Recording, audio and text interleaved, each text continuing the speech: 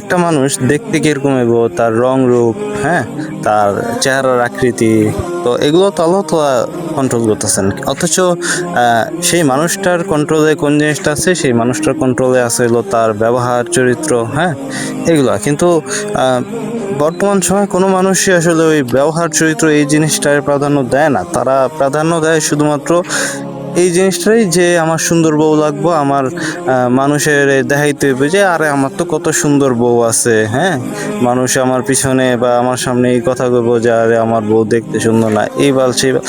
তো এমন কি আসলে এই সব মানুষ যারা কিনা এরকম চিন্তা ভাবনা করে যে সুন্দর বউ লাগবো, লোকের দেখাইতে হইব, হ্যাঁ, ওগুলো আসলে কাপুরুষ। হ্যাঁ, কারণ আমার বউ আমি দেখবো ইনশাল্লাহ, আমার বউরে আমি কিল্লেকা মাইনছেরে দেখা বেড়ামু?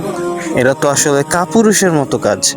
যেসব পোলাপাইনরা এই ধরনের কাজ করে যে নিজের বউরে মাইনছের কাছে দেখা বেড়ায়, হ্যাঁ, ওগুলারে বলে হইলো দায়ুস।